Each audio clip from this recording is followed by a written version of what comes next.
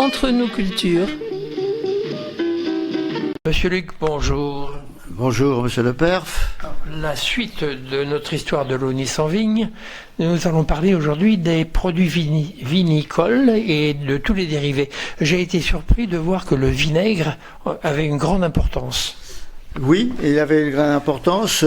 Les légendes parlent de sorciers, parce qu'on ne savait pas très bien comment était fabriqué ce vinaigre. Donc on leur accordait un certain pouvoir, un peu de sorcellerie. Et c'est à partir du XVIe siècle, avec les Hollandais et puis les Zélandais, etc., que le vinaigre va prendre de son importance. Monsieur Pelletier parlait de faiseurs d'eau de vie à La Rochelle à cette époque-là, et la distillation, justement, à partir de la distillation, on va fabriquer des barriques d'eau de vie et des tonneaux de vinaigre, qui sont vendus d'ailleurs à un Hollandais.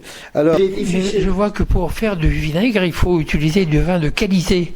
Eh oui, le vin de qualité, mais à cette époque-là, quand même, le vin n'était pas de très grande qualité, on l'a démontré. Donc on pouvait faire du vinaigre, et ce vinaigre était utilisé dans la consommation courante, et il y avait quand même beaucoup de vinaigriers à La Rochelle. C'est pas un peu gâcher le bon vin que de faire du vinaigre à partir du vin? Oui, mais c'était pas avec du bon vin. Et d'ailleurs, la meilleure preuve, c'est que actuellement, il y a des personnes, et c'était revenu à la mode, d'avoir son vinaigrier. Et qu'est-ce qu'on met dans le vinaigrier? On met du bon vin, bien sûr, des restes de bouteilles, mais on met également du vin quelconque, quoi. Pour que la mer, puisqu'il y a une mer. Donc le vinaigre est un produit dérivé. Et dans les autres produits dérivés, il y a un terme que je ne connais pas, le verjus. Le verre est utilisé, on nous dit, c'est dans lequel on mettait des épices, des fines herbes, de l'oseille avec du vin pour effectivement relever les mets, relever les sauces. J'aurais une autre explication aussi. Les gens récoltaient les regains, vous savez, après les vendanges. Ah oui, Il y avait des repousses et des grappes qui avaient mûri beaucoup plus tard. Et ils récoltaient ces regains et ils les pressaient, et ça faisait aussi du verjus. C'est une autre explication. Mais je suis pas sûr que ça revienne pas à la mode. Il me semble bien que de nouveau, on essaye de recommercialiser, oui. Il me semble aussi, oui, effectivement. Alors, arrivons-en au Pinot, quand même, le Pinot des Charentes. Le Pinot des Charentes. Le Pinot des Charentes, eh bien, la légende, vous avez peut-être une autre explication, dit que à un moment donné, il y a un viticulteur qui a mis dans un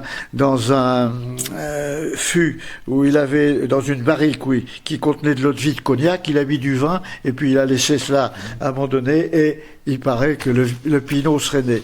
Moi, ce que je retiens, c'est qu'on ne sait pas très bien quand est né le Pinot et comment il est né. Vous avez peut-être l'explication, vous, Monsieur Pelletier. C'est difficile, parce que ça, c'est une légende, et c'est surtout Goulbenaise, le barde charentais qui l'a repris.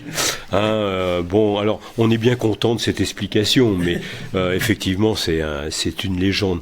Mais on retrouve quand même dans les écrits anciens, et j'en ai discuté beaucoup avec Pierre Tardy. Oui. Et autrefois, et j'y reviens à mon cépage, à Le Chauchet, qui servait justement à élaborer le Pinot. Alors on l'appelait la liqueur, parce qu'on retrouve des écrits où on parle de liqueur. Liqueur, oui. Et dans l'Aunis, et dans l'île Dorée. Oui. Parce que lorsque l'intendant Arnoux a posé la première pierre de la citadelle de Saint-Martin-de-Ré, dans cette première pierre, il y a un verre de vin, et pour rappeler que cette liqueur existait aux générations futures. Il y a le mot liqueur qui est nommé. Alors je me pose des questions justement si avant que naisse le Pinot des Charentes, déjà les vignerons, et même dans l'Aunis, il n'y avait pas justement ce vin de liqueur qui existait, puisque le Pinot des Charentes est un vin de liqueur d'appellation d'origine contrôlée. J'ai noté également une prière. Mon Dieu, donnez-moi la santé, pour longtemps de l'amour, mais du pinot toujours. Mais oui, mais je crois que cette prière devrait revenir à la mode, parce que le pinot n'est pas passé de mode, mais enfin connaît quand même une certaine crise. Il est quand même moins bien vendu qu'il était vendu il y a quelques années. Pourquoi? Vraisemblablement, on a parlé de liqueur, on préfère peut-être des alcools un peu plus forts, tels que le whisky, etc., le brandy, et le pinot n'a plus... il y a quand même les instances autour du pinot font toute une campagne de commercialisation pour le remettre à la mode.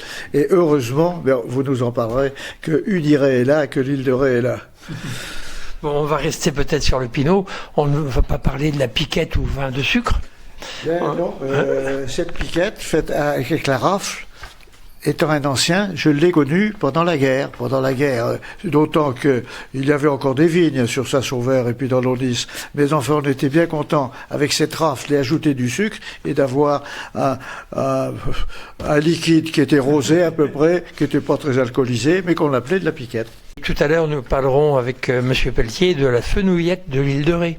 Bon, oui, la fenouillette, nous l'avons fait figurer. Là encore, beaucoup de personnes ne savent pas ce qu'est la fenouillette. Et je ne sais pas si vous la vendez beaucoup sur l'île de Ré, mais c'est quand même très spécial à l'île de Ré. Hein. Ajouter à l'eau de vie, ajouter des graines de fenouil.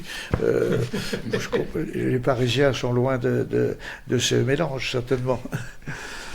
Merci beaucoup. Oui. Entre nous cultures,